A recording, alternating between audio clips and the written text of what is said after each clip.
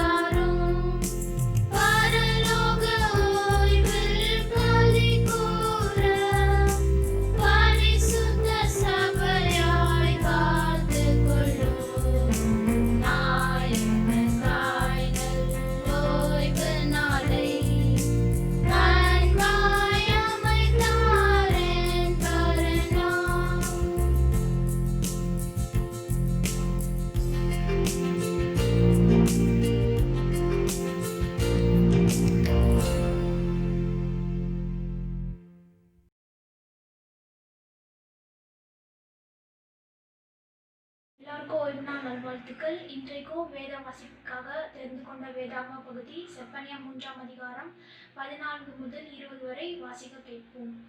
சீயோன் குமாரத்தியே, கெம்பீரித்து பாடு, இஸ்ரவேலரே ஆர்ப்பரியுங்கள். எருசலேம் குமாரத்தியே, நீ முழு இருதயத்தோடும் மகிழ்ந்து களிகூறு. கர்த்தர் உன் ஆக்கினைகளை அகற்றி உன் சத்துருக்களை விலக்கினார். இஸ்ரவேலின் ராஜாவாகிய கர்த்தர் உன் நடுவிலே இருக்கிறார். இனி தீங்கை காணாதிருப்பாய். அந்நாளிலே எருசலேமை பார்த்து பயப்படாதே என்றும், சீயோனை பார்த்து உன் கைகளை தளரவிடாதே என்றும் சொல்லப்படும். உன் தேவனாகிய கர்த்தர் உன் நடுவிலே இருக்கிறார். அவர் வல்லமையுள்ளவர், அவர் ரட்சிப்பார். அவர் உன் பேரில் சந்தோஷமாய் மகிழ்ந்து தம்முடைய அன்பின் நிமித்தம் அமர்ந்திருப்பார். அவர் உன் பேரில் கெம்பீரமாய் களி கூறுவார். உன் சபையின் மனுஷராய் இருந்து பண்டிகை ஆசரிப்பில்லாமையால் உண்டான நிந்தையின் நிமித்தம் சஞ்சலப்பட்டவர்களை நான் ஏகமாய் கூட்டிக் கொள்வேன். இதோ அக்காலத்திலே உன்னை சிறுமைப்படுத்தின யாவரையும் தண்டிப்பேன். நொண்டியானவனை ரட்சித்து தள்ளுண்டவனை சேர்த்துக் கொள்வேன். அவர்கள் வெட்கம் அனுபவித்த சகல தேசங்களிலும் அவர்களுக்கு புகழ்ச்சியும் கீர்த்தியும் உண்டாக செய்வேன். அக்காலத்திலே உங்களை கூட்டிக் கொண்டு வருவேன். அக்காலத்திலே உங்களை சேர்த்துக் கொள்வேன். உங்கள் கண் காண நான் உங்கள் சிறையிருப்பை திருப்பும் போது பூமியில் உள்ள சகல ஜனங்களுக்குள்ளும் நான் உங்களை கீர்த்தியும் புகழ்ச்சியுமாக வைப்பேன் என்று கர்த்தர் சொல்கிறார். ஆமென்.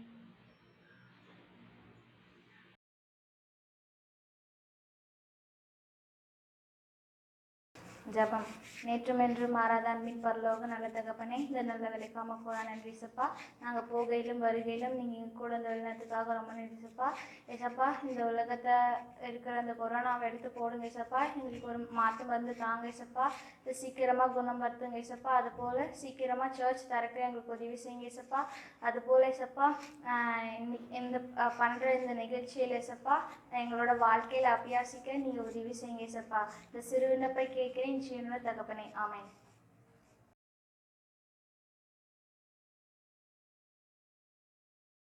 ஹாப்பி சபத்.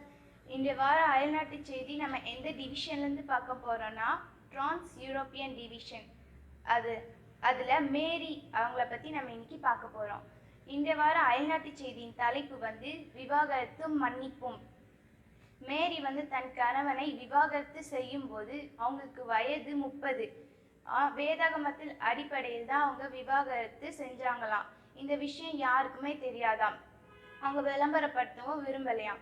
ஆனால் மேரியோடைய கணவருடைய குடும்பத்தினர் வந்து செவன்த்-டே அட்வென்டிஸ்ட் சபையில் வந்து அங்கத்தினராக இருக்கிறாங்களாம். அவங்களுக்கு வந்து மேரி வந்து மதிக்கவே மாட்டாங்களாம். இவங்களுக்கு ரொம்ப கஷ்டமாயிடுச்சான்.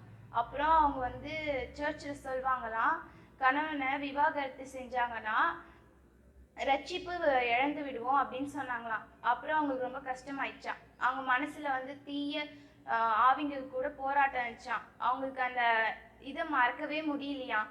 அப்புறம் அவங்க வந்து ரொம்ப கஷ்டமாயிட்டு இந்த சர்ச்சுக்கு வரதே நிறுத்திட்டாங்களாம். சர்ச்சுக்கு வரது நிறுத்திட்டனால வேற ஊருக்கு போகலாம் அப்படின்னு சொல்லிட்டு அவங்க வந்து போனாங்களாம். அங்கே போகும்போது கணினி மூலமா அவங்க வந்து தேவன் அப்படின்னு போட்டு பார்த்தாங்களாம். அதில் நிறைய எல்லாமே வந்துச்சான். ஆனால் அவங்களுக்கு ஆறுதல் சொல்கிற மாதிரி எதுவுமே வரலையாம். அப்போ அவங்க தொலைக்காட்சி போட்டாங்களாம். அப்போ வந்து கிறிஸ்துவ சேனல் அப்படின்னு வந்துச்சான். அந்த கிறிஸ்துவ சேனலில் வந்து அவங்க வந்து பார்த்துட்டே இருந்தாங்களாம். நிறைய செஞ்சாங்களாம். அதை அப்புறம் அவங்க குணப்படுத்துறது அந்த மாதிரி பண்ணும்போது அவங்களுக்கு பயமாயிடுச்சான். அப்புறமா வேற சேனல் மாற்றிக்கிட்டே இருக்கும்போது ஒரு பெண்மணி வந்து பிரசங்கம் எடுத்துகிட்டு இருந்ததை மேரி பார்த்தாங்களாம். அந்த பிரசங்கம் கேட்டு அவங்களுக்கு ரொம்ப பிடிச்சி போச்சான். டெய்லியும் அதை பார்த்துட்டு இருப்பாங்களாம். அப்போது ஒரு நாள் பாவ மன்னிப்பு அப்படின்ற தலைப்பில் வந்து பிரசங்கம் எடுத்தாங்களாம். அவங்க வந்து அதை கேட்டுட்டு இருக்கும்போது அதில் ஒரு விஷயம் சொன்னாங்களாம். பாவம் செஞ்சால் நம்ம மன்னிக்க முடியாது, தேவன் தான் மன்னிப்பாங்க அப்படின்னு சொன்னாங்களாம். இவங்க அதை நினச்சிட்டே இருந்தாங்களாம். அப்புறம் அவங்க வந்து காரில் வந்து போயிட்டு இருந்தாங்களாம் வேலைக்கு. அப்போ வந்து அவங்க வந்து ரொம்ப கஷ்டமாயிடுச்சா, அவங்களுக்கு அந்த நினைவு வந்து கஷ்டமாயிடுச்சா. அப்புறமா அவங்க வண்டியை நிறுத்திட்டு அப்புறமா அழுது ஜெபிச்சாங்களாம். அப்போ அழுது ஜெபிச்சும்போது ஒரு குரல் கேட்டுச்சான். அப்புறம் அவங்க நினைச்சாங்களாம், நான் ப்ரேயர் பண்ணது ஏசப்பா கேட்டுச்சு, ஹெவனுக்கு வரை கேட்டுச்சு அப்படின்னு சொல்லி அவங்க வந்து காருக்குள்ளே 30 நிமிஷம் அப்படியே உட்காந்துருந்தாங்களாம். வேலைக்கு போகும்போது கூட ஒரு நிமிஷம் லேட்டாக தான் போனாங்க. அப்புறம் அவங்க வீட்டுக்கு வந்துட்டு அவங்களுக்கு வந்து பைபிள் வாசிக்கிறதுக்கு தோணுச்சா. அவங்களுக்கு வந்து புக்ஸே படிக்க பிடிக்காதான். ஆனால் அவங்களுக்கு என்னன்னு தெரியலையா, பைபிள் வாசிக்க பிடிச்சதான். ஒரு நாளைக்கு 3 தடவை வாசிப்பாங்களாம் பைபிள். அது ஒரு வருஷத்துக்குள்ள அந்த ஹோல் பைபிளையும் படித்து முடிச்சிட்டாங்களாம். அப்புறம் எல்என்ஜி ஒயிட் அம்மையார் அவங்க எழுதின புஸ்தகத்தை டெய்லியும் 5 தடவை படிப்பாங்களாம். ஒரு நாளுக்குள்ள மொத்த புஸ்தகத்தையும் முடிச்சிட்டாங்களாம். அப்புறம் அவங்க இருக்க ஊர்லேயே ஒரு செவன்த்-டே அட்வென்டிஸ்ட் சர்ச் இருந்துச்சான். அந்த சர்ச்சுக்கு போகும்போது அங்கே போய் பாஸ்டர் கிட்ட சொன்னாங்களாம், நான் இந்த மாதிரி கணவனை விவாகரத்து செஞ்சுட்டேன், அதனால எங்களை ஏற்றுப்பீங்களா அப்படின்னு கேட்டாங்களாம். அப்புறம் அவங்க பாஸ்டர் எதுவுமே சொல்ல. அப்புறம் அவங்கள ஒரு சர்ச்சில் அங்கத்தினராக ஒருத்தர் ஏற்றுக்கிட்டாங்க. அப்புறம் ரொம்ப நாள் கழிச்சு அவங்க கணவருடைய குடும்பத்தினர் வந்து பார்த்தாங்களாம். பார்த்துட்டு ரொம்ப அப்புறம் மேரி வந்து அவங்கள மன்னிச்சிட்டாங்களாம். அப்புறம் ஏசப்பாவும் மன்னிச்சிட்டாங்க. அவங்க சந்தோஷமா இருந்தாங்க. இப்போ வந்து மேரி வந்து 13ஆம் வாரம் டிரான்ஸ் யூரோப்பியன் டிவிஷன்ல ஒரு அங்கத்தினராக இருக்காங்களாம். இப்போ வந்து மேரிக்காக நம்ம ஜெபம் செய்வோம். ஆமென்.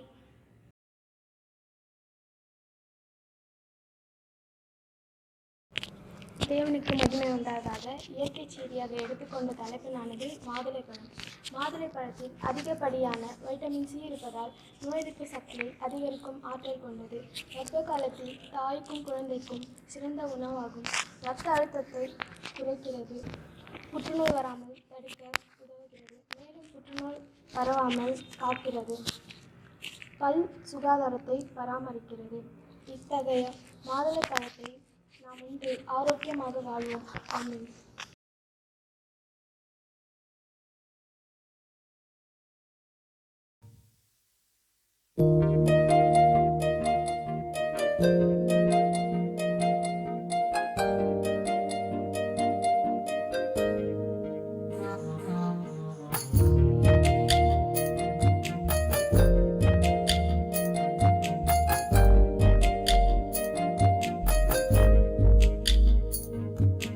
தகப்பனே, நல்ல தகப்பனே, தகப்பனே, நல்ல தகப்பனே, என்னை தாங்கிடும் நல்ல தகப்பனே, என்னை தாங்கிடும் நல்ல தகப்பனே, தகப்பனே, நல்ல தகப்பனே,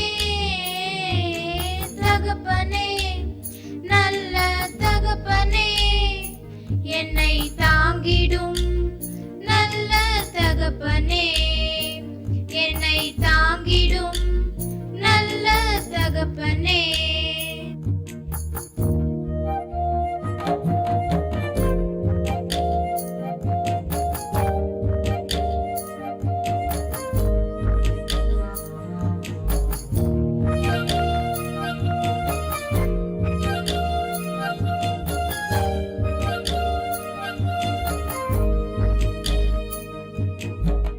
குறையொன்றுமில்ல என்ன நிறைவாக நடத்துறீங்க, குறை ஒன்றுமில்ல என்னை நிறைவாக நடத்துறீங்க.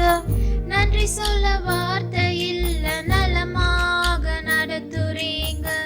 நன்றி சொல்ல வார்த்தை இல்ல, நலமாக நடத்துறீங்க. நன்றி உமக்கே நன்றி, நன்றி உமக்கே நன்றி, நன்றி உமக்கே நன்றி.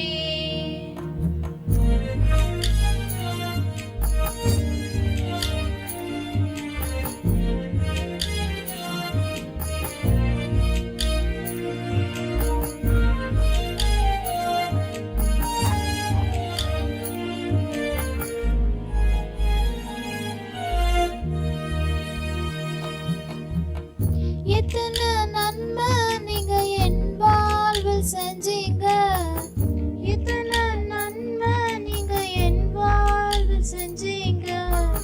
எதை கண்டு என்னை நீர் இவ்வளவாய் நேசிச்சீங்க, எதை கண்டு என்னை நீர் இவ்வளவாய் நேசிச்சீங்க. நன்றி உமக்கே நன்றி, நன்றி உமக்கே நன்றி, நன்றி உமக்கே நன்றி.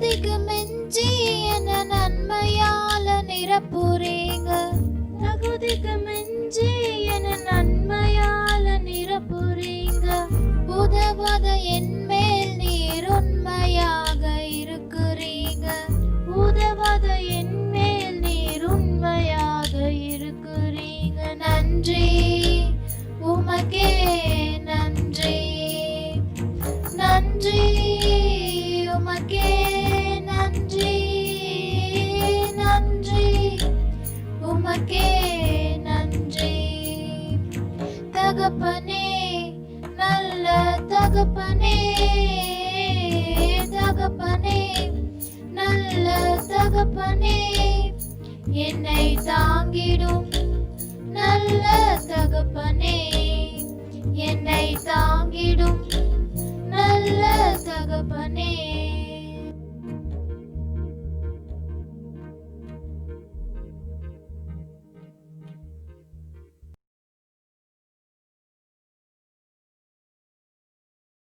அனைவருக்கும் ஒயினா நல்வாழ்த்துக்கள். இன்னைக்கு நம்ம சபைகளுக்கு ஆலோசனையாக பார்க்க போகிற தலைப்பு என்னன்னா, தேவனை சந்திக்க ஆயத்தப்படு.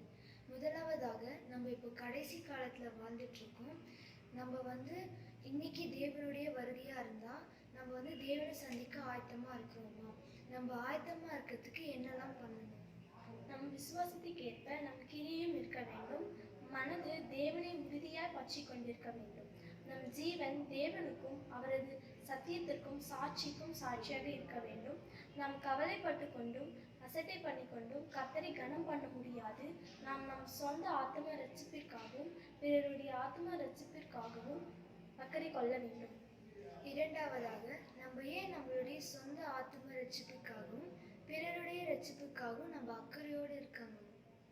இயேசு தேவனுடைய குமாரனாய் இருந்தும் நம்மேல் வைத்த அன்பினால் அவர் சகல அவமதிப்பையும் நிந்தையையும் பொறுமையோடு சகித்தார். இதற்காகவே நாம் நம்முடைய சொந்த ஆத்ம ரட்சிப்பிற்காகவும் பிறருடைய ஆத்ம ரட்சிப்பிற்காகவும் அக்கறையோடு இருக்க வேண்டும். மூன்றாவதாக, நம்ம மற்றவங்களை எக்ஸாம்பிளாக எடுத்துக்கலாமா? எப்படின்னா, அவள் நிறைய பாவம் செய்கிறா, ஆனால் நான் அவளோட அளவுக்கு பாவம் செய்யலை, அதனால் நான் ஹெவனுக்கு போயிடும், அவள் ஹெவனுக்கு போக மாட்டா அப்படின்னு சொல்லிட்டு நம்ம நினைக்கலாமா? கிறிஸ்து தவிர வேறொரும் நமக்கு மாதிரி கிடையாது. அவரே நமக்கு மாதிரி. நாம் மற்றவர்களோடு நம்ம ஒப்பிட்டு பார்த்து நாம் விழுந்து விட நேரிடும். எனவே மற்றவர்களுடன் நம்மை நாம் ஒப்பிட்டு பார்க்க கூடாது.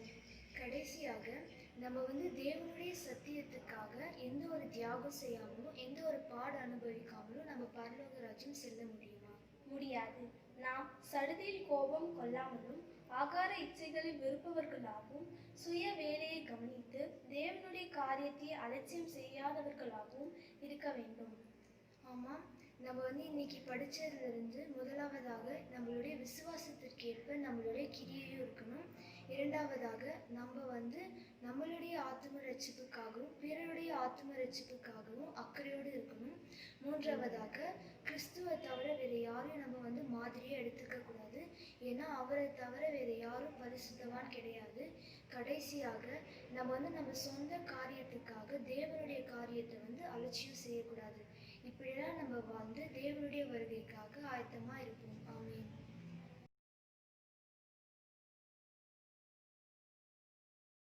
இயேசு கிறிஸ்துவின் நாமத்தினாலே உங்களுக்கு என் அன்பார்ந்த ஓய்வு நாள் நல்வாழ்த்துக்களை தெரிவித்துக் கொள்கிறேன். இந்த வார பாடமாக நான் ஓய்வு நாள் பள்ளி பாடத்தை தொடங்குவதாக ஒரு சிறு ஜெபத்தை எடுத்துவிட்டு நாம் பாடத்தை தொடங்குவோம். எங்கள் அதிகமாக நேசிக்கிற நல்ல தகப்பனே, இந்த ஓய்வு நாள் பள்ளி பாடத்தை நடத்தும்போது எங்களை மறைத்து நீர் எங்களோடு பேசுங்க. ஒரு விசேஷ கிருபைகளை எங்களை தாய் மன்னடத்த வேண்டாம். இயேசு கிறிஸ்து உங்களை வெகுமானத்தான் கேட்கும் நல்ல தகப்பனே. இந்த வார ஓய்வு நாளின் பாடத்தின் தலைப்பானது இந்த வார ஓய்வு நாளின் பாடத்தின் தலைப்பானது கடினமான வேத பகுதிகளை படித்தல். மனப்பாட வசனம். மேலும் நம்முடைய கர்த்தரின் நீடிய பொறுமையை வெற்றிப்பெற்று எண்ணுங்கள். நமக்கு பிரியமான சகோதரனாகிய பவுலும் தனக்கு அருளப்பட்ட ஞானத்தினாலே இப்படியே உங்களுக்கு எழுதியிருக்கிறார். என்ன எல்லா நிருபங்களிலும் இவைகளை குறித்து பேசியிருக்கிறார். அவன் சொன்னவைகளில் சில காரியங்களில் அறிகிறதுக்கு அரிதாய் இருக்கிறது. கல்லாதவர்களும் உறுதி இல்லாதவர்களும் மற்ற வேத வாக்கியங்களை புரட்டுகிறது போல தங்களுக்கு கேடு வரத்தக்கதாக இவைகளை புரட்டுகிறார்கள் என்று 2 பேதுரு 3ஆம் அதிகாரம் 15-16 நாம் பார்க்கிறோம். கடினமான வேத பகுதிகளை படித்தல். இப்போ வேதாந்தத்தில் எடுத்துக்கொண்டோம்னால் சில கடினமான பகுதிகளை நாம் பார்க்க முடியும். அது நமக்கு புரியாத வசனமாக இருக்கும். அதை எப்படி நாம் புரிந்து கொள்ள போகிறோம் என்பதை நாம் தடுமாற்றம் வந்திருக்கலாம். அதை மற்றவர்கள் கேட்கும் பொழுது அது அவர்களுக்கு எப்படி சொல்ல வேண்டும் என்று நினைக்கும் போது நம்முடைய மனம் என்ன செய்கிறது, சில நேரம் என்ன செய்கிறது, தடுமாறுகிறது. ஆனாலும் அதை எப்படி நாம் கையாள வேண்டும் என்று இந்த வார பாடத்தின் மூலமாக நாம் என்ன செய்ய போகிறோம், அவன் பார்க்க போகிறோம். கடினமான பகுதிகளை விட அந்த கடினமான பகுதிகளை நாம் எவ்வாறு கையாள வேண்டும், என்னென்ன செய்ய வேண்டும் என்பதை நாம் இப்பொழுது பார்க்கிறோம். இப்பொழுது ஞாயிறு பாடத்திலே பார்க்கிறோம் முரண்பாடுகளுக்கான காரணங்கள். இந்த முரண்பாடுகள் எப்படி வருகிறது, ஒரு உண்மையான மனிதர்கள், தேவனுடைய ஊழியக்காரர்கள் அல்லது கிறிஸ்தவர்கள், உண்மையான மனிதர்கள் என்ன பண்ணுகிறார்கள் என்றால், அவர்கள் உண்மையான மனதுடன் என்ன செய்கிறார்கள்? வேதத்தை ஆராய்ந்து பார்க்கிறார்கள்.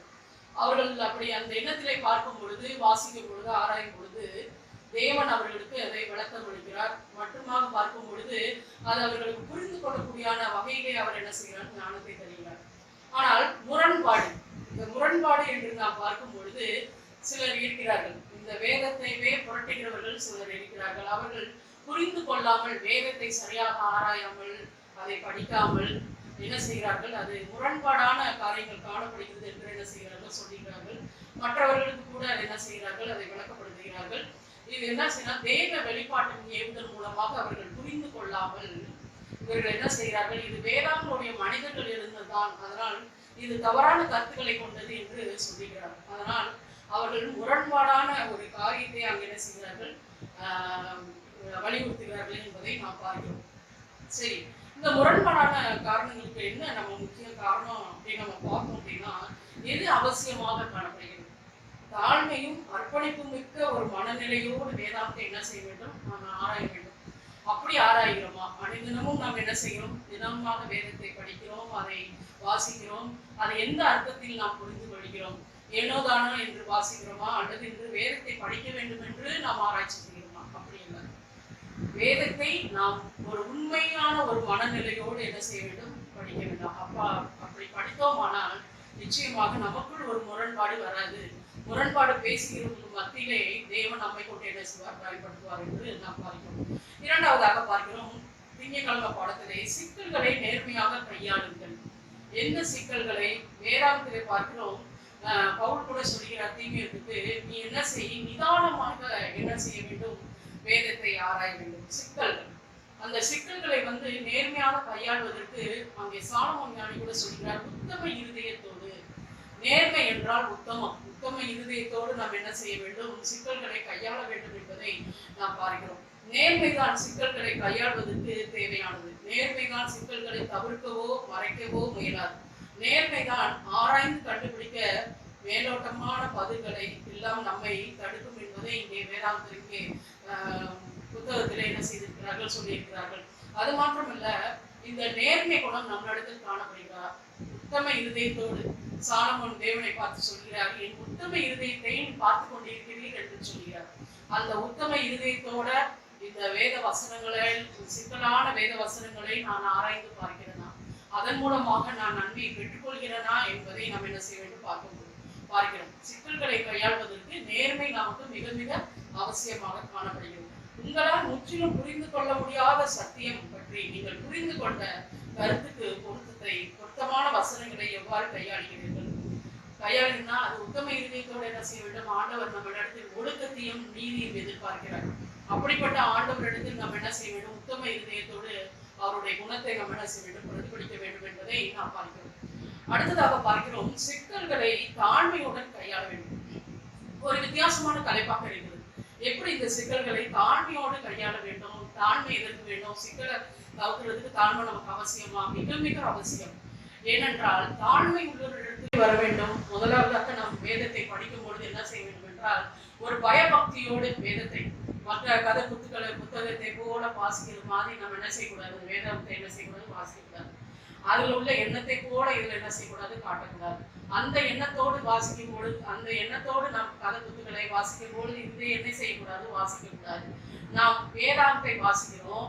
அந்த வேதாந்தை வாசிக்கும் பொழுது ஆண்டவர் இப்பொழுது என்னோடு பேச போகிறார் என்ற ஒரு பயபக்தியோடு வசனத்தில் ஆண்டவர் எனக்கு என்ன சொல்ல போகிறார் என்பதை புரிந்து கொள்ளக்கூடிய ஒரு தாழ்மையை ஆண்டவர் நமக்கு என்ன செய்ய வேண்டும்? கொடுக்க வேண்டும் என்பதை நாம் பார்க்கிறோம். அந்த தாழ்மை நமக்கு என்ன செய்ய வேண்டும்? இருக்க வேண்டும். தாழ்மை வேண்டும், நிச்சயமாக வேண்டும். இந்த இரண்டு சமநிலையாக இருக்க வேண்டும். முதல் தாழ்மை இருந்தால்தான் அது நிச்சயத்தோடு நாம் என்ன செய்ய வேண்டும்? வேதத்தை வாசிக்க முடியும் என்பதை நாம் பார்க்கிறோம். புதுக்கிழமை பாடத்திலே நாம் பார்க்கும் பொழுது தீர்மானமும் பொறுமையும். ஒரு வேதத்தை வாசிக்க போகிறோம்.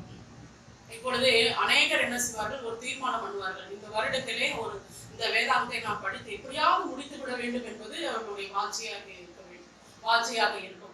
ஆனால் என்ன செய்வார்கள்? மேலோட்டமாக வாசித்துவிட்டு கடகடன் என்று வாசித்துவிட்டு வேதாந்தை நான் வாசித்து முடித்து விட்டேன் என்று சொல்வார்கள். அப்படி அல்ல, அந்த தீர்மானம் அல்ல. ஒரு தீர்மானம் நாம் பண்ணும் பொழுது, ஒரு காரியத்தை நாம் தீர்மானத்தோடு செய்யும் பொழுது அதுக்கு எப்படிப்பட்ட ஒரு பொறுமை இருக்க வேண்டும், ஒரு காரியத்தை செய்வதற்கு தீர்மானம் எப்படி அவசியமாக இருக்கிறதோ அதே போல பொறுமையும் என்ன செய்ய வேண்டும், அவசியமாக இருக்க வேண்டும் என்பதை நாம் பார்க்கிறோம். ஒரு உதாரணத்துக்கு எடுத்தோமானால், அல்ஜிப்ரா கணக்கை புதிதாக கற்றுக்கொள்கிறவர் ஒரு சிக்கலான கணக்குக்கு விடை காண அரை மணி நேரம் போராடிவிட்டு அந்த கணக்குக்கு விடையே கிடையாது என்று சொன்னால் என்ன நினைப்போம்? அது தவறு, முற்றிலும் தவறு. ஏன்னா சிக்கலான வசனங்களுக்கு அதே வேதாகத்தில் பதில் காணப்படுகிறது. ஆனால் அதற்கு நமக்கு பொறுமை இருக்கிறதா? அந்த பொறுமையை ஆண்டவர் பார்க்கிறார். மனம் வாஞ்சி இருக்கிறதா? பெரியா பட்டணத்தார் மன வாஞ்சியா என்ன செய்தார்கள்? அவர்கள் வேதாகத்தை படித்தார்கள், அதனுடைய விளக்கத்தை கண்டுகொண்டார்கள். ஏன்? படிக்காதவர்களுக்கு அநேகர் என்ன செய்கிறார்கள்? ஒரு தீர்மானத்தோடு எப்படியாவது இந்த வசனத்தை நான் ஆராய்ச்சி செய்து, இந்த வேதத்தை ஆராய்ச்சி செய்து அதனுடைய சிக்கலான வசனங்களை நான் தெரிந்து கொள்ள வேண்டும் என்று அநேகர் நம்மளிடத்தில் காணப்படுகிறார்கள். நீங்களும் நானும் எப்படிப்பட்டவர்களாக இருக்கிறோம்? ஒரு சிக்கலான வேத வசனத்தை ஆராய்வதற்கு முன்னதாக என்னுடைய மனநிலை எப்படி காணப்படுகிறது? அதை எப்படி கையாளுகிறேன்? ஒரு தீர்மானத்தோடு ஒரு பொறுமையோடு கையாளுகிறேனா என்பதை நான் பார்க்கிறேன். கடைசியாக வியாழக்கிழமை பாடத்திலே பார்க்கும் பொழுது வேதாகமம் ஜெபத்தோடு கையாளுதல். இப்போ நம்ம என்ன செய்யணும் அப்படின்னா, வேதாந்தை வாசிக்கும் பொழுது என்ன செய்யணும்? ஒரு புக்கை எடுக்கிற மாதிரி ஒரு புக், அந்த வேதாந்தை எடுக்கும் பொழுதே ஒரு பயபக்தி வர வேண்டும். மற்ற புத்தகங்களை எடுக்கும் போது நம்ம காலை நீட்டிக்கொண்டு படுத்துக்கொண்டு கால் மேல் கால் போட்டுக்கொண்டு புத்தகத்தை படித்துக் கொண்டிருக்கோம். அப்படி அல்ல இந்த வேதாந்தை படிப்பது. அந்த வேதாகமம் தேவனுடைய வார்த்தை, அந்த வார்த்தைக்கு நாம் மரியாதை கொடுக்க வேண்டும். அதை எப்படி கையாள வேண்டும் என்றால் ஜெபத்தோடு. ஒரு வேதத்தை வாசிக்க போறோம், ஆண்டவரே இப்பொழுது உங்களுடைய வசனத்தை நான் படிக்க போகிறேன், அந்த வசனத்தின் மூலமாக நீங்க எனக்கு என்ன சொல்ல போகிறீர்? கடினமான வசனங்கள் கூட இருக்கலாம், அதை எனக்கு எப்படி தெளிவுபடுத்த போகிறீர், புரியப்படுத்த போகிறீர் என்பதை எனக்கு தெளிவுபடுத்தும் என்று ஜெபத்தோடு என்ன செய்ய வேண்டும், நாம் என்ன செய்ய வேண்டும், கையாள வேண்டும் என்பதை பார்க்கிறோம். ஏனென்றால் ஜெபம் முக்கியம். ஜெபத்தோடு அந்த வேத வசனத்தை வாசிக்கும் பொழுது அநேக வேத ஆராய்ச்சியாளர்கள் பயனை பெற்றுக் கொண்டார்கள் என்பதை நாம் பார்க்கிறோம். ஜெபத்தோடு எந்த காரியத்தை செய்வது மாத்திரமல்ல, ஜெபத்தோடு நாம் வேத வசனத்தை ஆராய செய்ய வேண்டும் என்பதை பார்க்கிறோம். ஜெபிப்பதா பொறுமை இருக்க வேண்டும், விடாமுயற்சி இருக்க வேண்டும், தீர்மானம் இருக்க வேண்டும். எப்படியாவது இந்த வசனத்தின் சிக்கல்களை நான் புரிந்தே கொள்ளுவேன் என்ற ஒரு மன வாஞ்சை இருக்க வேண்டும், மனத்திடம் இருக்க வேண்டும். இத்தனை காரியங்கள் இருக்கும் பொழுது தேவன் நிச்சயமாக நமக்கு உதவி செய்வார். ஏனென்றால் தேவனிடத்தில் நாம் பிரியமாக இருக்க வேண்டும். தேவனுடைய வசனத்தை ஆராய்வதற்கு நாம் மனதை என்ன செய்ய வேண்டும், பக்குவப்படுத்த வேண்டும். அப்படிப்பட்ட மனதை பக்குவப்படுத்துவதற்கு, தேவனுடைய வார்த்தையை ஆராய்வதற்கு, அதனுடைய சிக்கல்களை புரிவதற்கு, புரிந்து கொள்வதற்கும் நமக்கு தாழ்மையும் பொறுமையும் விடாமுயற்சியும் தீர்மானமும் ஜெபமும் நமக்கு மிக மிக அவசியமாக இருக்கிறது. இந்த வார பாடத்தின் மூலமாக கடினமான பகுதிகளை நாம் எப்படி கையாளுவோம் என்ற ஒரு நல்ல ஒரு பாடத்தை நாம் கற்றுக்கொண்டோம். இன்றைய தினத்திலிருந்து ஒரு தீர்மானம் எடுப்போம். வேத வசனத்தை நான் பயபக்தியோடு, தாழ்மையோடு, நேர்மையோடு, உத்தம இருதயத்தோடு நான் என்ன செய்வேன்? வேத வசனத்தை ஆராய்வேன். அதன் மூலமாக தேவனுடைய ஆசீர்வாதத்தை பெற்றுக்கொள்வேன். அதை மற்றவர்களுக்கு நான் என்ன செய்வேன்? பகிர்ந்து கொடுப்பேன் என்ற ஒரு தீர்மானத்தோடு இந்த இடத்திற்கு கடந்து செல்வோம். இப்பொழுது நாம் கண்களை முடிக்கவும் செய்வோம். எங்களை அதிகமாக நேசிக்கிற நல்ல தருணம், இந்த நல்ல தருணத்துக்காய் நன்றி சொல்கிறோம் சுவாமி. வேத வசனம் மூலமாக எங்களுக்கு பேசியதற்காய் நன்றி சொல்கிறோம். உங்களுடைய வேத வசனத்தை நாங்கள் ஆராயவும், தாழ்மையோடு நேர்மையோடு அதை நாங்கள் கையாளவும் உதவி செய்ய வேண்டுமா? இயேசு கிறிஸ்து மூலம் மிக மனதாக கேட்டு நல்ல தருணம்.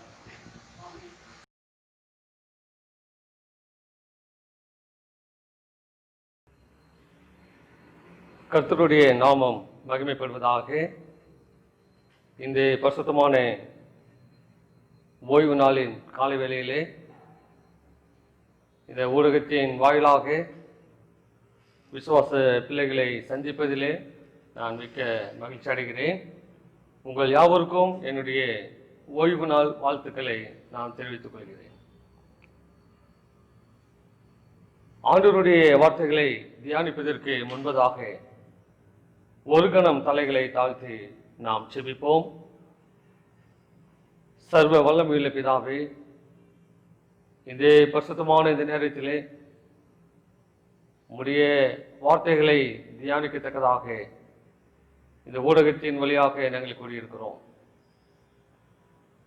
இந்த பரிசுத்தமான நேரத்திலே நீர் பேசும், நாங்கள் கேட்கிறோம்.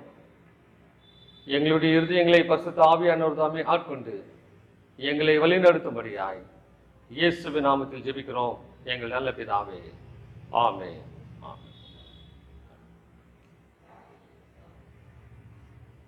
கொரோனா வைரஸின் தாக்கம் உச்சத்தை அடைந்து வருகின்ற ஒரு சூழ்நிலை.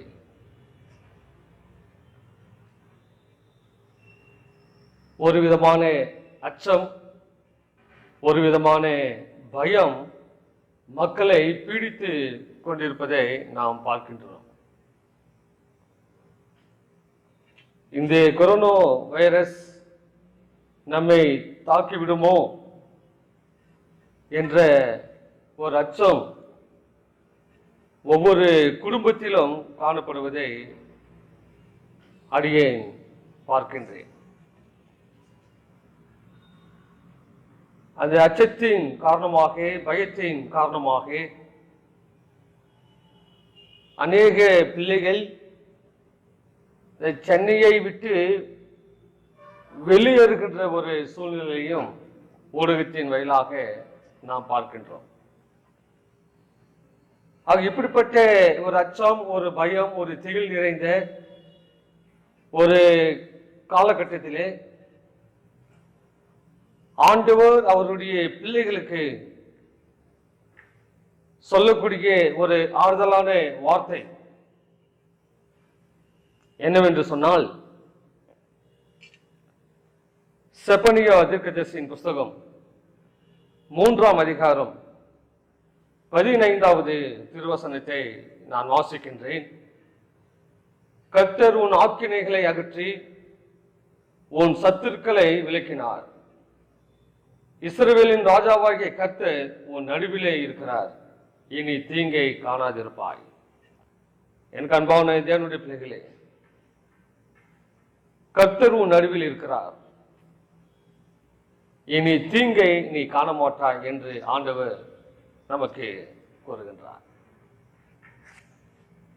கொரோனா என்னும் தீங்கை நீ காண மாட்டாய், அதன் தாக்கத்தை நீ காண மாட்டாய் என்று ஆண்டவர் என்ன செய்கிறார்? அவருடைய பிள்ளைகளுக்கு வாக்குத்தத்தமான வார்த்தைகளை ஆண்டவர் கூறுகின்றார். இன்னும் எரேமியா தீர்க்கதரிசியின் புஸ்தகம் 39ஆம் அதிகாரம் 17-18 வசனங்களை வாசிக்கின்ற பொழுது, அந்நாளிலே உன்னை தப்புவிப்பேன் என்று கர்த்தர் சொல்லுகிறார். நீ பயப்படுகிற மனுஷரின் கையில் ஒப்பு கொடுக்கப்படுவதில்லை. நீ பயப்பட்டு கொண்டிருக்கின்ற கொரோனாவின் கையில் நான் ஒப்பு கொடுக்க மாட்டேன் என்று ஆண்டவர் வாக்கு கொடுக்கின்றார். இன்னும் 18வது வசனத்தை நீங்கள் வாசித்தீர்கள் என்று சொன்னால், உன்னை நிச்சயமாக விடுவிப்பேன். நீ பட்டயத்துக்கு இரையாவதில்லை. நீ என்னை நம்பினபடியால் உன் பிராணன் உனக்கு கிடைத்த கொள்ளை பொருளை போல இருக்கும் என்று கர்த்தர் சொல்லுகிறார். என் அன்பான தேவனுடைய பிள்ளைகளே, கொரோனாவின் கைக்கு நான் உங்களை ஒப்புக் கொடுக்க மாட்டேன். அந்த கொரோனா என்னும் பட்டயத்துக்கு நீங்கள் இரையாவதில்லை. உங்கள் பிராணன் இருக்கும் என்று சொல்லி ஆண்டவர் நமக்கு வாக்கு கொடுக்கின்றார். எரேமியா 30ஆம் அதிகாரம் 10வது வசனத்தின் முதல் பகுதியை நீங்கள் வாசித்தீர்கள் என்றால், ஆகையால் என் தாசனாகிய யாக்கோப்பே நீ பயப்படாதே, இஸ்ரவேலே கலங்காதே என்று கர்த்தர் சொல்லுகிறார். ஆக இப்படிப்பட்ட இந்த கொரோனா வைரஸினுடைய தாக்கம் உச்சநிலையை அடைந்திருக்கின்ற பொழுது, எங்கே என் குடும்பத்திற்கு வந்துவிடுமோ, என்னுடைய பிள்ளைகளுக்கு வந்துவிடுமோ என்ற ஒரு அச்சத்தில் இருக்கின்ற பிள்ளைகளுக்கு ஆண்டவர் கொடுக்கின்ற ஒரு செய்தி, அந்த கொரோனாவின் கைக்கு நான் உங்களை ஒப்புக் கொடுக்க மாட்டேன். அது கொரோனாவின் பட்டயத்திற்கு நீங்கள் இரையாவதில்லை. யாக்கோப்பே நீ பயப்படாதே, நீ கலங்காதே என்று ஆண்டவர் நம்மோடு பேசுகின்றார். இந்த வசனம் 11 நீங்கள் வாசித்தீர்கள் என்று சொன்னால், உன்னை ரட்சிப்பதற்காக உன்னோடு கூட இருக்கிறேன் என்று கர்த்தர் சொல்லுகிறார்.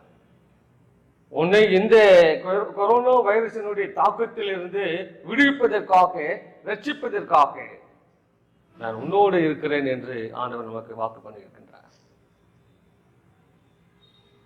எனக்கு அன்பான தேவனுடைய பிள்ளைகளே, ஆண்டவருடைய பிள்ளைகள் எந்த விதத்திலும் இதனை கண்டு அஞ்சாதபடிக்கு, பயப்படாதபடிக்கு என் தேவன் எங்களோடு இருக்கிறார், எங்கள் மத்தியில இருக்கிறார், எல்லா தீங்குக்கும் எங்களை விலக்கி காப்பார் என்ற ஒரு விசுவாசத்தோடு நானும் நீங்களும் கடந்து வர வேண்டும். கர்த்தர் உன் ஆக்கினைகளை அகற்றி உன் சத்துருக்களை விலக்கினார். இஸ்ரவேலின் ராஜாவாகிய கர்த்தர் உன் நடுவிலே இருக்கிறார், இனி தீங்கை காணாதிருப்பாய். ஆண்டவர் நம்முடைய நடுவில் இருந்தால் ஒரு தீங்கியும் என்ன செய்ய மாட்டோம் என்று சொன்னால் காண மாட்டோம் என்று வேதம் சொல்லுகிறது. நம் நடுவில் இருக்கக்கூடிய தெய்வம் எப்படிப்பட்ட ஒரு தெய்வம்? இந்த செப்பனியாவின் புஸ்தகம் 3ஆம் அதிகாரம் 17வது வசனத்தை வாசித்தீர்கள் என்று சொன்னால், உன் தேவனாகிய கர்த்தர் உன் நடுவில் இருக்கிறார், அவர் வல்லமையுள்ளவர், அவர் ரட்சிப்பார்.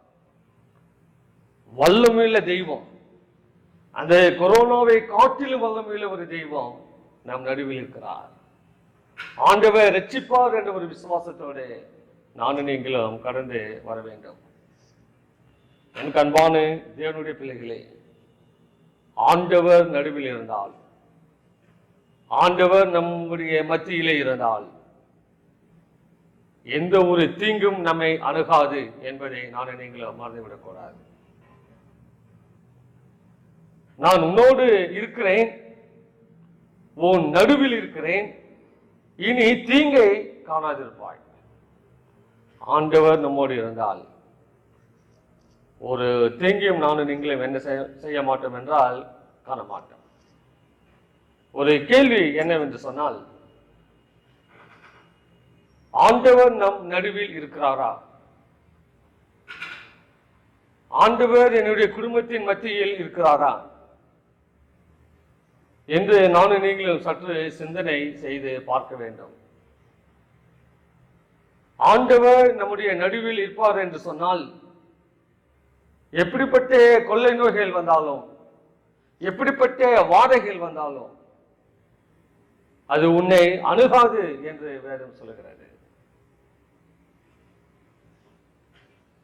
ஆண்டவரை நம் நடுவில் வைத்திருக்கின்றோமா? நம்முடைய இல்லத்திலே ஆண்டவரை மையமாக நானும் நீங்களும் வைத்திருக்கிறோமா? என் அன்பான தேவனுடைய பிள்ளைகளே, நான் ஒரு சபையிலே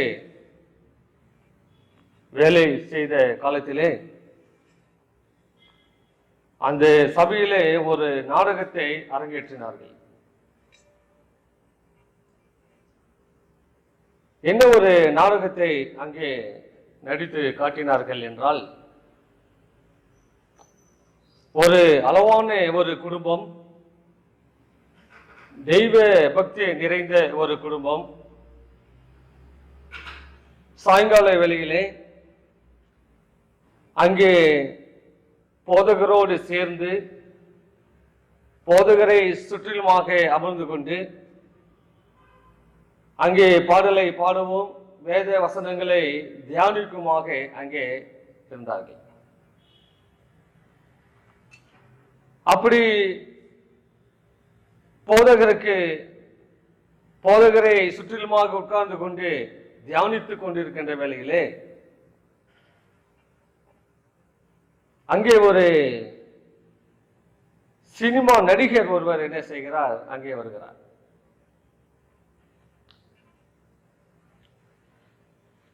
அந்த சினிமா நடிகர் அந்த இல்லத்திற்கு வந்தவுடனே அந்த குடும்பமானது, பாஸ்டர் கொஞ்சம் தள்ளி உட்காருங்கள் என்று பாஸ்டரை என்ன செய்கிறார்கள், தள்ளி உட்கார சொல்லுகிறார்கள். உடனே அந்த சினிமாக்காரர் அந்த சேர்ல வந்து உட்காருகின்றார். அவரோடு பேசுகிறார்கள், அவரோடு சிரிக்கின்றார்கள். அங்கே மகிழ்ச்சியோடு என்ன செய்கிறார்கள், அவரோடு சம்பாஷணை செய்து கொண்டிருக்கிறார்கள். அப்படி அவரோடு பேசிக் கொண்டிருக்கின்ற பொழுது ஒரு கிரிக்கெட் வீரர் என்ன செய்கிறார், அந்த இல்லத்திற்கு வருகிறார். உடனே அந்த குடும்பமானது பாஸ்டர் இன்னொரு சேர் தள்ளி உட்காருங்கள் என்று சொல்லுகிறார்கள். அந்த போதகர் தள்ளி உட்கார்ந்து அவர் அந்த வாசலுக்கு அருகிலே என்ன செய்கிறார்? அமர்ந்து விடுகின்றார். அங்கே கிரிக்கெட் வீரர் வந்த மாத்திரத்திலே அவரை அமரச் செய்து அவரோடு சில அனுபவங்களை எல்லாம் என்ன செய்கிறார்கள் என்று சொன்னால் அங்கே பேசிக் கொண்டிருக்கிறார்கள். அப்படி அந்த கிரிக்கெட் வீரரோடு பேசிக் கொண்டிருக்கின்ற தருவாயில் ஒரு அரசியல்வாதி அந்த இல்லத்திற்கு வருகிறார். அவர் வந்தவுடனே ஒரு போதகரை இன்னும் கொஞ்சம் தள்ளி உட்காருங்கள் என்று அங்கே சொல்லுகிறார்கள். உடனே அங்கே அரசியல்வாதி வந்து அந்த வீட்டின் மையத்திலே உட்கார்கிறார். அவரோடு அரசியல் சம்பந்தமான காரியங்கள் எல்லாம் அங்கே பேசிக் கொண்டிருக்கிறார்கள். அந்த போதகர் உட்கார்ந்து பார்த்தார். கடைசியிலே அந்த வீட்டின் வெளிப்புறத்திற்கு அவர் என்ன செய்தார்? அங்கே சென்று விட்டார். போதகரை சுற்றிலுமாக உட்கார்ந்து கொண்டு வேதத்தை வாசித்துக் கொண்டு பாடிக்கொண்டிருக்கின்ற அந்த குடும்பம் இப்பொழுது அந்த இடத்திலே யார் உட்கார்ந்து கொண்டிருக்கிறார்கள் என்று சொன்னால், போதகர் வெளியே இருக்கிறார், அங்கே சினிமாக்காரன், அங்கே கிரிக்கெட் விளையாடக்கூடிய ஒரு வீரன், அங்கே அரசியல்வாதி, மூவரும் அந்த இல்லத்திலே அமர்ந்து கொண்டு இருக்கிறார்கள். இந்த நாடகத்தை நான் பார்த்த பிறகு ஒரு பாடத்தை அது எனக்கு கற்றுக் கொடுத்தது. இன்றைக்கு நம்முடைய இல்லங்களிலே இவ்வாறான ஒரு சூழ்நிலைகளை நாம் என்ன செய்கிறோம் என்றால் நாம் பார்க்கின்றோம். இன்றைக்கு இந்த ஊரடங்கு காலகட்டம் இன்றைக்கு எதற்காக இது காணப்படுகிறது என்று சொன்னால், நாம் அதிகமாக வேதத்தை வாசிப்பதற்கும் ஜெபிப்பதற்கும் இந்த நேரத்தை நானும் நீங்களும் அதிகமாக பயன்படுத்தி கொள்ள வேண்டும். ஆனால் இன்றைக்கு நம்முடைய இல்லங்களிலே அதிகமாக அந்த சினிமா எனும் அந்த டிவி இன்றைக்கு ஆக்கிரமித்துக் கொண்டு இருக்கிறது. அங்கே அந்த கிரிக்கெட் விளையாட்டு நம்முடைய இல்லத்தை என்ன செய்கிறதால் ஆக்கிரமித்துக் கொண்டிருக்கிறது. வீணான அந்த அரசியல் பேச்சுக்கள் நம் குடும்பத்தை இன்றைக்கு ஆக்கிரமித்துக் கொண்டு இன்றைக்கு போதகர் வெளியிலே நிற்பதை போல ஆண்டவரை நாம் என்ன செய்கிறோம்? இன்றைக்கு வெளியே அமர செய்திருக்கிறோம். எனக்கு அன்பான தேவனுடைய பிள்ளைகளே, ஆண்டவர் நம்முடைய நடுவிலே இருக்கின்ற பொழுது இனி தீங்கை நீ காண மாட்டாய் என்று வேதம் சொல்லுகிறது. ஆண்டவர் மாத்திரமே நம்முடைய இல்லத்தின் நடு நாயகமாக அவர் காணப்பட வேண்டும். ஆண்டவர் மாத்திரமே நம்முடைய குடும்பத்திலே நடுவிலே இருக்கின்ற பொழுது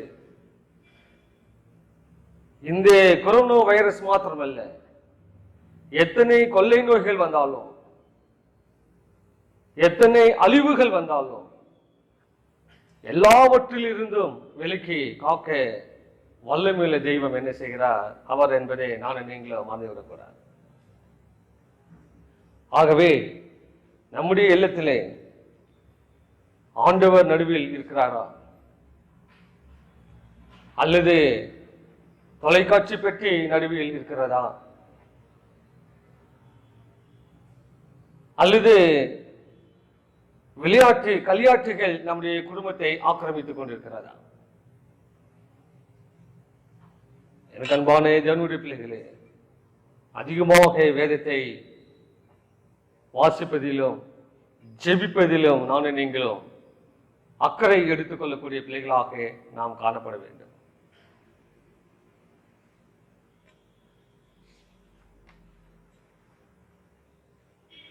இங்கே முதலாவது, ஆண்டவர் நம்முடைய நடுவில் காணப்பட வேண்டும். ஆண்டவர் நம்முடைய நடுவில் வர வேண்டும் என்று சொன்னால் நானும் நீங்களும் என்ன செய்ய வேண்டும்? ஐயோ, என்னுடைய நேரத்தை சினிமா எடுத்துக்கொண்டிருக்கிறது, என்னுடைய நேரத்தை கிரிக்கெட் பார்ப்பதிலே நான் செலவழித்துக் கொண்டிருக்கிறேன், அரசியல் பேச்சு என்னுடைய இல்லங்களில் நடைபெற்றுக் கொண்டிருக்கிறது, ஆண்டவருடைய பேச்சு, ஆண்டவர் நம்முடைய மத்தியில் இல்லையே என்று இயங்குகின்ற பிள்ளைகள், ஆண்டவர் உங்கள் நடுவில் வர வேண்டும் என்றால் ஆண்டவர் 3 காரியங்களை செய்யும்படி நம்மோடு பேசுகின்றார். அந்த 3 காரியங்களை நான் உங்களோடு பகிர்ந்து கொண்டு நாம் தேவ ஆசீர்வாதத்தோடு நாம் கடந்து செல்வோம். முதலாவது ஒரு காரியம், ஆண்டவர் நம் நடுவில் வர வேண்டும் என்றால்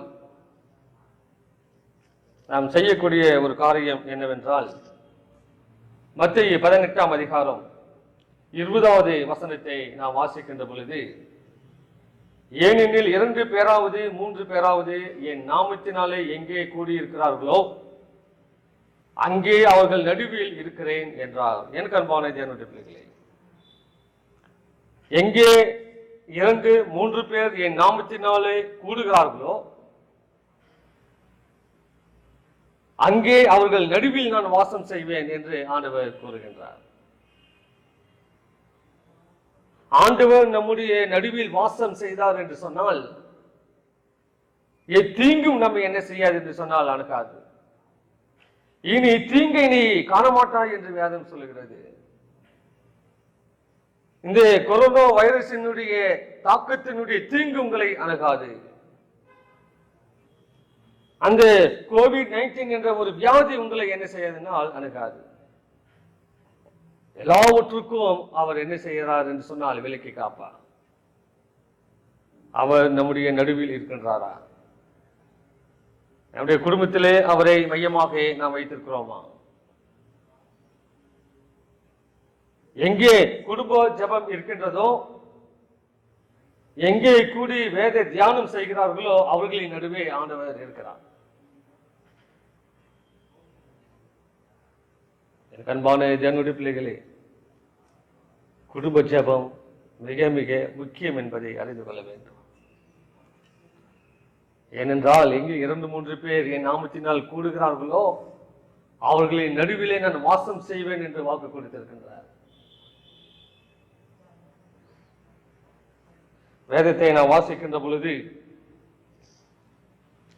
லூக்காவின் புஸ்தகம் 24ஆம் அதிகாரம் 15வது வசனத்தை நான் வாசிக்கின்றேன். இந்த 2 பேர் ஆண்டவருடைய மரணம் உயிர்த்தெழுதலை குறித்து பேசிக்கொண்டு எருசலேமில் இருந்து எம்மாவு என்ற கிராமத்திற்கு சென்று கொண்டிருக்கிறார்கள். அப்படி ஆண்டவருடைய உயிர்த்தெழுதலை குறித்து மரணத்தை குறித்து அவர்கள் சம்பாஷணை பண்ணி செல்லுகின்ற பொழுது, இப்படி அவர்கள் பேசி சம்பாஷித்து கொண்டிருக்கையில் இயேசு தாமே சேர்ந்து அவர்களோட கூட நடந்து போனார். எங்கே 2 பேர் 3 பேர் ஒன்று சேர்ந்து ஆண்டவரை குறித்து, வேதாகமத்தை குறித்து, ஆண்டவருடைய அன்பை குறித்து சம்பாஷணை செய்கிறோமோ அந்த இடத்திலே ஆண்டவர் சேர்ந்து கொள்கிறார். அவர்களின் மத்தியிலே ஆண்டவர் என்ன செய்கிறார்? வாசம் செய்ய வந்து விடுகிறார். ஆண்டவர் நம் மத்தியிலே, நம் நடுவிலே வாசம் செய்தார். இன்றைக்கு உலகம் பயந்து கொண்டிருக்கின்ற இந்த கொரோனா வைரஸ் எனும் தீங்கை நீ காண மாட்டாய். ஆண்டவர் நம்மை அதிலிருந்து ரட்சிப்பதற்காகவே நம் நடுவில் என்ன செய்கிறார்? அவர் வருகிறார். இன்றைக்கு நானும் நீங்களும் அவரை நம்முடைய நடுவில் வைத்திருக்கிறோமா? அன்பான தேவனுடைய பிள்ளைகளே, குடும்ப ஜெபம் மிக மிக முக்கியமாக இருக்கிறது. அதே குடும்ப ஜெபங்களை 2 3 பேர் கூடி அங்கே வேதத்தை வாசிக்கின்ற பொழுதும் பாடுகின்ற பொழுதும் ஆண்டவர் நம்முடைய நடுவில் வாசம் செய்கிறார். நம்மை பாதுகாப்பதற்காக, நமக்கு எந்த தீங்கு வராதபடிக்கு நம்மை ரட்சிப்பதற்காக நம்முடைய நடுவில் என்ன செய்கிறார்? வாசம் செய்கிறார் என்பதை நாம் பார்க்கின்றோம். ஆகவே நானும் நீங்களும் 2 பேராவது 3 பேராவது குடும்பமாக சேர்ந்து அந்த குடும்ப ஜெபம் என்னும் பலிபீடத்தை கட்டி அங்கே கூடியிருந்தோம் என்று சொன்னால் ஆண்டவர் நம்முடைய நடுவில் அங்கே வருகிறார். அன்பான தேவனுடைய பிள்ளைகளே, யோவான் 20ஆம் அதிகாரம் 19வது வசனத்தை நாம் வாசிக்கின்ற பொழுது, இயேசு உயிர்த்தெழுந்த அந்த சாயங்கால வேளையிலே சீசர்கள் ஒன்று கூடியிருக்கிறார்கள். யூதருக்கு பயந்து கதவுகளை பூட்டிக் கொண்டு ஆண்டவர் உயிர்த்தெழுந்து விட்டார், அவர் விட்டு சென்ற ஊழியத்தை எவ்வாறு செய்வது என்று ஒருவேளை அங்கே சம்பாஷணை செய்து கொண்டிருந்திருக்கலாம். அப்படி அவர்கள் கூடியிருக்கையில் வசனம் சொல்லுகிறது, வாரத்தின் முதல் நாளாகிய அன்றைய தினம் சாயங்கால வேளையிலே சீசர்கள் கூடியிருந்த இடத்தில் யூதர்களுக்கு பயந்ததினால் கதவுகள் பூட்டப்பட்டிருக்கையில் இயேசு வந்து நடுவே நின்று உங்களுக்கு சமாதானம் என்றார். என் அன்பான தேவனுடைய பிள்ளைகளே, எங்கே ஒன்று கூடியிருக்கிறீர்களோ அங்கே நடுவிலே இயேசு வருகிறார். உங்களுக்கு சமாதானம் என்ற ஒரு வார்த்தையை சொல்வதற்காக அங்கே வருகிறார். நானும் நீங்களும் அவரை நடுவில் வைத்திருக்கிறோமா? இன்னைக்கு நம்முடைய இல்லத்திலே அல்லது நம்முடைய உள்ளத்திலே அவரை மையமாக நானும் நீங்களும் வைத்திருக்கிறோமா? அல்லது அவரை ஒரு ஓரமாக தள்ளி, அங்கே வேத வாசிப்பை ஒரு ஓரமாக தள்ளி, ஜபத்தை ஒரு ஓரமாக தள்ளி, அங்கே டிவியை மையமாக கொண்டு, நாடகங்களை மையமாக கொண்டு, அங்கே களியாட்டுகளை மையமாக இன்றைக்கு வைத்து கொண்டிருக்கிறோமா? சற்று சிந்தனை செய்து பாருங்கள். ஆண்டவர் நம் மத்தியிலே வாசம் செய்ய வேண்டும். அதற்கு 2-3 பேராவது கூடி அந்த குடும்ப ஜெபம் இருக்கின்ற பொழுது ஆண்டவர் நம்மத்திலே வாசம் செய்ய அங்கே வருகிறார். ஏன் வாசம் செய்ய வருகிறார்? தீங்கு உங்களை அணுகாதபடிக்கு காக்க அவர் வருகிறார். எனக்கு அன்பான தேவனுடைய பிள்ளைகளே, 2 பேராவது 3 பேராவது அவர் நாமத்தினாலே கூடியிருக்கின்ற பொழுது அவர்கள் நடுவே நான் வாசம் செய்வேன் என்று வாக்கு கொடுத்திருக்கிறார். அவரை நடுவிலே வாசம் செய்தால் நாம் தீங்கியும் காண மாட்டோம் என்று ஆண்டவர் என்ன செய்கிறார்? நமக்கு சொல்லுகிறார். 2வதாக, ஆண்டவர் நம்முடைய நடுவில் வர வேண்டும் என்றால் சகரியாவின் புஸ்தகம் 2ஆம் அதிகாரம் 10வது வசனத்தை நான் வாசிக்கின்றேன். சீயோன் குமார்த்தியே, கம்பீரித்து பாடு, இதோ நான் வந்து உன் நடுவில் வாசம் பண்ணுவேன் என்று கர்த்தர் சொல்லுகிறார். சீயோன் குமார்த்தியே, நீ கம்பீரித்து பாடு, நான் வந்து உன் நடுவில் வாசம் பண்ணுவேன். அன்பான தேவனுடைய பிள்ளைகளே, குடும்ப ஜெபம் 2-3 பேர் கூடி குடும்ப ஜெபங்களை ஏறெடுக்கின்ற பொழுது ஆண்டவர் நம்முடைய நடுவில் வாசம் செய்கிறார். ஆண்டவரை துதித்து கம்பீரித்து பாடுகின்ற பொழுது நான் வந்து உங்கள் நடுவில் வாசம் செய்வேன் என்று வாக்கு கொடுக்கின்றார்.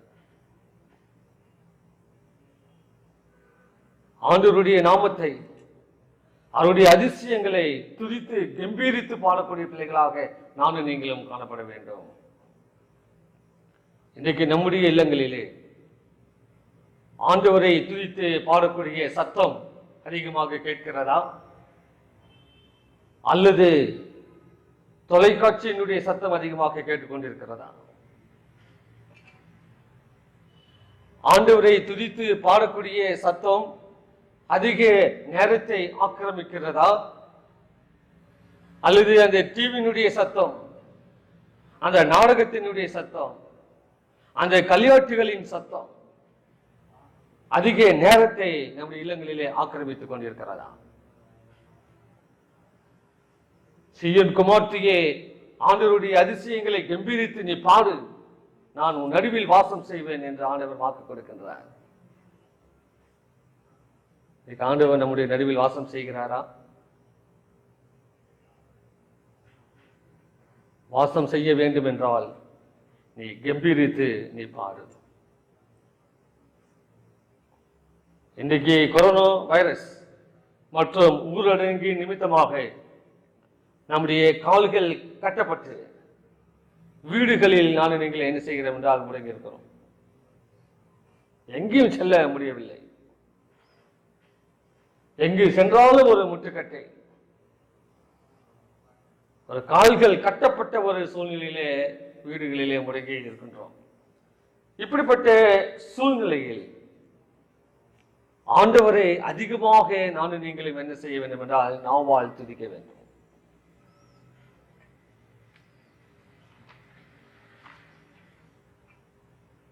பவுலும் சீலவும் அப்படித்தான், அப்படிப்பட்ட சூழ்நிலையில் தான் அவர்கள் பாடினார்கள். ஆண்டவரின் வல்லமை அவர்களின் நடுவே வந்து அவர்களின் கட்டுகளை அவிழ்த்து போட்டது. அப்போஸ்தலர் 16ஆம் அதிகாரம் 24, 25, 26 3 வசனங்களை வாசிக்கின்ற பொழுது, அவன் இப்படிப்பட்ட கட்டளையை பெற்றுக்கொண்டு அவர்களை உட்காவலறையிலே அடைத்து அவர்களின் கால்களை துள்ளுமரத்திலே மாற்றி வைத்தார்கள். நடுராத்திரியிலே பவுலும் சீலவும் ஜெபம் பண்ணி தேவனை துதித்து பாடினார்கள். காவலில் வைக்கப்பட்டவர்கள் அதை கேட்டுக் கொண்டிருந்தார்கள். சடுதியில் சிறைச்சாலையின் அஸ்திபாரங்கள் அசையும்படியாக பூமி மிகவும் அதிர்ந்தது. உடனே கதவுகள் எல்லாம் திறவுண்டது. எல்லாருடைய கட்டுகளும் கலன்று போயிற்று. எனக்கு அன்பான தேவனுடைய பிள்ளைகளே, கால்களை கட்டி தொழுமரத்திலே தொங்க வைத்திருக்கிறார்கள். அப்படிப்பட்ட அந்த இக்கட்டான அந்த காலகட்டத்திலே அங்கே சிறைச்சாலையிலே அடைத்து வைத்திருக்கிறார்கள். முடங்கி போயிருக்கின்ற அந்த ஒரு சூழ்நிலையிலே ஆண்டவரை அவர்கள் துதித்து பாடுகிறார்கள். துதித்து பாடின மாத்திரத்திலே அங்கே ஆண்டவருடைய வல்லமை அங்கே வருகிறது. அவர்கள் கட்டுகள் எல்லாம் அவிழ்க்கப்பட்டது என்று வேதம் சொல்கிறது. இன்றைக்கு நானும் நீங்களும் ஒரு ஊரடங்கு நிமித்தமாக முடங்கி ஒரு சிறைச்சாலையிலே இருப்பதை போல நானும் நீங்கள் என்ன செய்கிறோம், இன்றைக்கு கால் கட்டு போட்டவர்களாக முடங்கி இருக்கின்றோம். இந்த காலகட்டங்களிலே பவுலும் சீலவை போல ஜபத்திலே தரித்திருக்கவும் ஆண்டவரை துதித்து பாடுவதிலும் நீங்கள் நேரத்தை அதிகமாக செலவழிக்கக்கூடிய பிள்ளைகளாக இருக்க வேண்டும். அப்பொழுதுதான் ஆண்டவர் நம்முடைய நடுவிலே என்ன செய்கிறார், வாசம் செய்ய வருவார். அவர் நம்முடைய நடுவிலே வாசம் செய்தார் என்று சொன்னால் இன்னைக்கு உலகத்தை அச்சுறுத்தி கொண்டிருக்கின்ற இந்த கொரோனா வைரஸ் என்னும் தீங்கு உன்னை என்ன செய்யாது என்று சொன்னால் அணுகாது. மற்ற பிள்ளைகள் அதை பார்ப்பார்கள், நீ காண மாட்டாய் என்று வேதம் சொல்லுகிறது. அந்த அளவிற்கு ஆண்டவர் உங்களை பாதுகாப்பேன் என்று வாக்கு கொடுக்கின்றார். எனக்கு அன்பான தேவனுடைய பிள்ளைகளே, ஆண்டவருடைய நாமத்தை கம்பீரித்து பாடுங்கள். அவருடைய அதிசயங்களை துதித்து பாடுங்கள். அவருடைய இரக்கங்களை பாடுங்கள். அவருடைய கிருபைகளை குறித்து என்ன செய்யுங்கள், அங்கே பாடுங்கள். இந்த ஊரடங்கு காலகட்டத்திலே ஜபத்திற்கும் ஆண்டவரை மகிமைப்படுத்துவதற்கும் நீங்கள் அதிகமாக செலவழிக்கக்கூடிய பிள்ளைகளாக நானும் நீங்களும் அங்கே காணப்பட வேண்டும். செப்பனியா 3ஆம் அதிகாரம் 14வது வசனத்தை வாசிக்கின்ற பொழுது, சீயோன் குமார்த்தியை கம்பீரித்து பாடு, இஸ்ரவேலரே ஆர்ப்பரியுங்கள், எருசலேம் குமார்த்தியை நீ முழு இருதயத்தோடு மகிழ்ந்து களிக்கூறு, நீ கம்பீரித்து பாடு என்று ஆண்டவர் கூறுகிறார். சகரியா 2ஆம் அதிகாரம் 10வது வசனத்தை வாசித்தீர்கள் என்று சொன்னால், சீயோன் குமார்த்தியை கம்பீரித்து பாடு, இதோ நான் வந்து உன் நடுவில் வாசம் பண்ணுவேன் என்று கர்த்தர் சொல்கிறார். யாருடைய இல்லங்களிலே பாடல் சத்தம் கேட்கிறதோ, ஆண்டவரை துதித்து பாடக்கூடிய சத்தம், ஆண்டவருடைய அதிசயங்களை சொல்லி பாடக்கூடிய சத்தம் கேட்கிறதோ, அங்கே ஆண்டவர் வாசம் செய்கிறார். அந்த பிள்ளைகள் எந்த ஒரு தீங்கும் அணுகாதபடிக்கு அவர்களை ஆண்டவர் பாதுகாக்கிறார். ஆகவே இன்றைக்கு நம்முடைய இல்லத்தின் நடுவிலே ஆண்டவர் இருக்கிறாரா, அல்லது எதை மையமாக நாம் வைத்திருக்கிறோம்? வேதம் மையமாக இருக்கிறதா? வேத வாசிப்பு, ஜெபம், ஆண்டவருடைய பாடல் மையமாக காணப்படுகிறதா? சற்று சிந்தனை செய்து பாருங்கள்.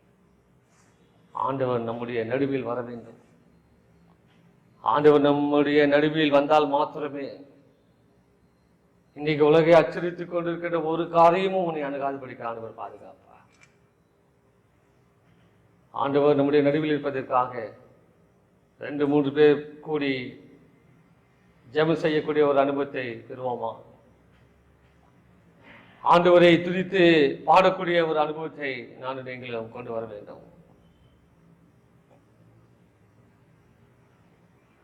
கம்பீரித்து நீ பாடு, நான் உங்கள் நடுவில் வாசம் செய்வேன் என்று வாக்கு கொடுக்கின்றார். மூன்றாவதாக, ஆண்டவர் நம்முடைய நடுவில் வாசம் செய்ய வேண்டும் என்று சொன்னால், யோசுவா 3ஆம் அதிகாரம் 5வது வசனத்தையும் 10வது வசனத்தையும் நான் வாசிக்கின்றேன். யோசுவா ஜனங்களை நோக்கி, உங்களை பரிசுத்தம் பண்ணி கொள்ளுங்கள், நாளைக்கு கர்த்தர் உங்கள் நடுவில் அற்புதங்களை செய்வார் என்றான். இஸ்ரவேல் பிள்ளைகள் பார்த்து அவர்கள் நிற்கிறார்கள். ஆண்டவர் யோசுவாவை பார்த்து, இந்த ஜனங்களை பரிசுத்தம் பண்ணி கொள்ளு என்று சொல்லுங்கள் என்று சொல்லுகிறார்.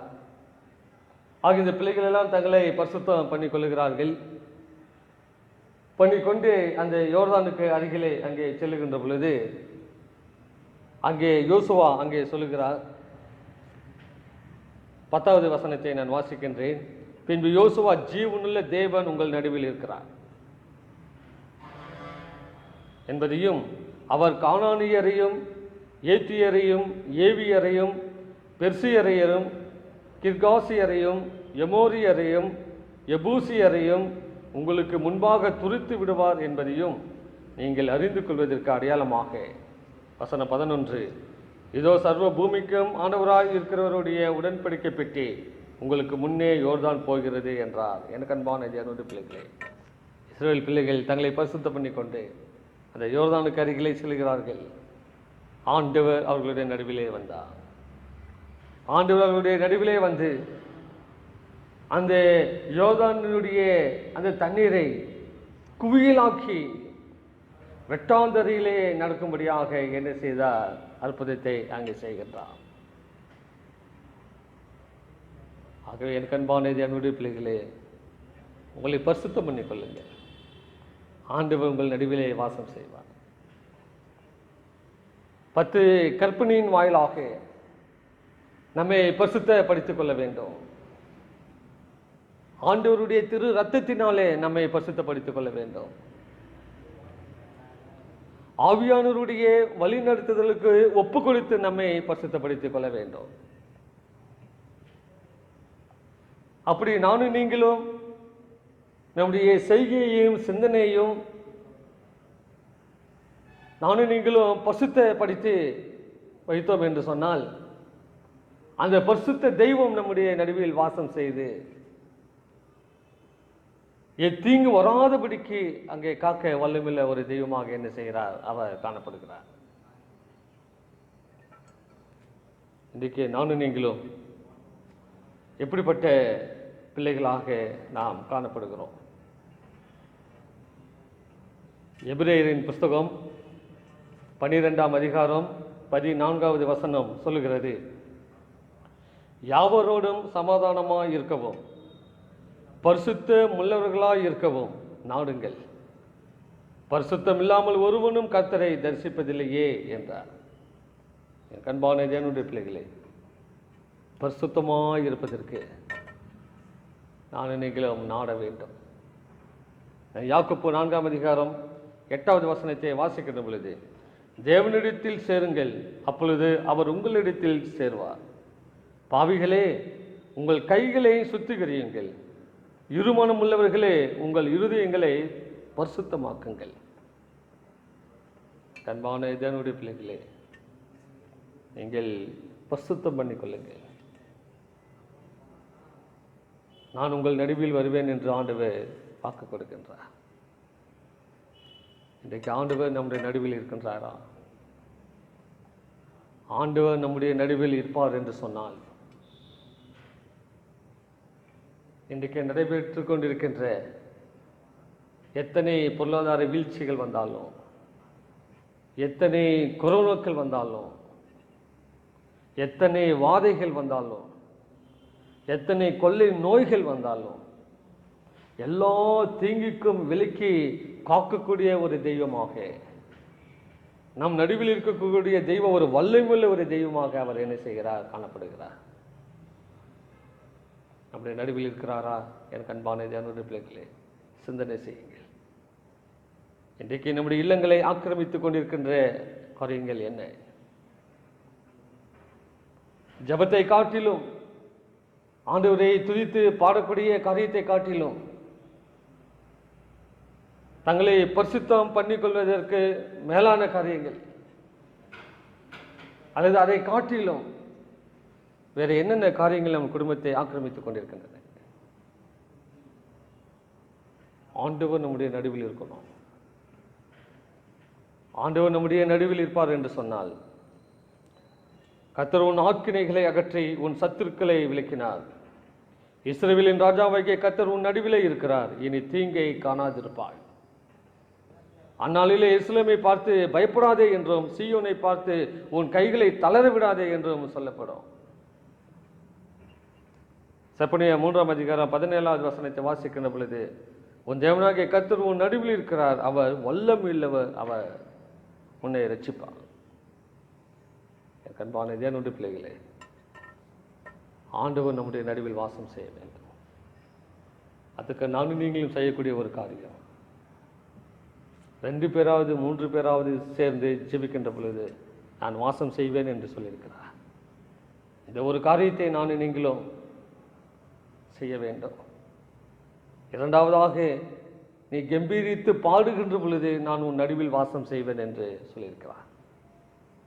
நம்முடைய நாவிலே ஆண்டவருடைய பாடல் வருகின்றதா அல்லது வேறொரு பாடல் இன்றைக்கு வருகின்றதா? நீ உன்னை பரிசுத்தம் பண்ணிக்கொள், நான் உங்கள் நடுவிலே வாசம் செய்வேன் என்று சொல்லியிருக்கிறார். இந்த 3 காரியங்களை ஆண்டவருடைய பிள்ளைகள் பின்பற்றினோம் என்று சொன்னால், ஆண்டவர் நம்முடைய நடுவிலே இருக்கிறார். எதை குறித்து நான் எங்களுக்கு கவலைப்பட வேண்டாம். ஆண்டவர் எங்கு இருக்கிறாரோ அங்கே நமக்கு ஒரு விடுதலை உண்டு. ஆண்டவர் இருக்கிற இடத்திலே சமாதானம் உண்டு, ஆசீர்வாதம் உண்டு, ஒரு பாதுகாப்பு உண்டு. ஆகவே ஆண்டவரை நாம் எப்பொழுதும் நம்முடைய நடுவில் வைத்திருக்கக்கூடிய பிள்ளைகளாக இருக்க வேண்டும். ஆகவே நானும் நீங்களும் எப்பொழுதும் ஒரு ஜெபிக்கின்ற பிள்ளைகளாக, வேதத்தை வாசிக்கின்ற பிள்ளைகளாக தங்களை பரிசுத்தம் பண்ணிக்கொண்டு நானும் நீங்களும் நம் வாழ்க்கையை தொடர்ந்தோம் என்று சொன்னால், ஆண்டவர் நம்முடைய நடுவில் இருக்கிறார். நாம் எதை குறித்தும் அஞ்ச தேவையில்லை. எல்லாவற்றிலிருந்தும் நம்மை நீக்கி காக்க வல்லமையுள்ள தெய்வம் அவர். ஆகவே இந்த 3 காரியத்தை நம் வாழ்க்கையிலே அபியாசிப்போம். அந்த தெய்வம் நம்முடைய நடுவிலே வந்து நம் தேவைகளை எல்லாம் ஆண்டவர் சந்திப்பார். ஆகவே என் கண்பான தேவனுடைய பிள்ளைகளே, அந்த தெய்வம், அந்த ஆண்டவராகிய இயேசு கிறிஸ்து உங்களுடைய நடுவிலே வருவார். உங்கள் மத்தியிலே வாசம் செய்ய அலையுங்கள். எல்லா பயத்தையும் புறம்பாக்கி போட்டு உன்னை காக்க வல்லவராக இருக்கிறார். ஆக அப்படிப்பட்ட தெய்வம் உங்கள் அனைவரையும் காத்து வழிநடத்துவாராக. ஆமென். தலைகளை தாழ்த்தி நாம் ஜெபிப்போம். எங்களை நேசிக்கிற நல்ல ஆண்டவரே, பரிசுத்தமுள்ள பிதாவே, நல்ல செய்திக்காக நன்றி செலுத்துகிறோம். ஆண்டவரே, நீர் எங்கள் நடுவிலே வாசம் செய்தால் எந்த விதமான தீங்கும் அணுகாது என்று வேதத்திலே வாசித்திருக்கிறோம். ஆனால் கேள்வி, உம்மை எங்கள் நடுவிலே இல்லத்திலே வைத்திருக்கிறோமா? அப்படி எங்களுடைய இல்லத்தின் நடுவிலே வைத்திருக்க வேண்டும் என்று சொன்னால் நாங்கள் குடும்ப ஜெபத்தை ஏறெடுக்க வேண்டும், கம்பீரித்து பாட வேண்டும், எங்களை பரிசுத்தம் பண்ணி கொள்ள வேண்டும் என்று சொல்லி எங்களோடு பேசியிருக்கிறீர். ஆக இந்த 3 காரியத்தை எங்களுடைய வாழ்க்கையிலே அபியாசித்து ஆண்டவரே எங்களுடைய குடும்பத்திலே உம்மை நடுநாயகமாக வைத்து எத்தீங்கு வராதபடிக்கு ஆண்டவர் ஒவ்வொரு பிள்ளைகளையும் காத்து வழி நடத்தும்படியாய் இயேசுவின் நல்ல நாமத்தில் ஜெபிக்கிறோம் எங்கள் நல்ல பிதாவே, ஆமேன். என் ஆத்துமாவே கர்த்தரை ஸ்தோத்திரி, என் முழுவதுமே பரிசுத்த நாமத்தை ஸ்தோத்திரி. என் ஆத்துமாவே கர்த்தரை ஸ்தோத்திரி, அவர் செய்த சகல உபகாரங்களையும் மறவாதே. ஆமேன். நம்முடைய கர்த்தராகிய இயேசு கிறிஸ்துவின் கிருபையும் பிதாவாகிய தேவனுடைய அன்பும் பரிசுத்த ஆவியானவருடைய ஐக்கியமும் சிநேகமும் வல்லமையும் பாதுகாப்பும் ஆசீர்வாதமும் தலைகளை தாழ்த்திருக்கின்ற அனைத்து பிள்ளைகளோடும் கொரோனாவிலே பாதிக்கப்பட்ட ஒவ்வொரு பிள்ளைகளோடும் இன்றும் என்றும் சதா காலங்களிலும் இருப்பதாக. ஆமென்.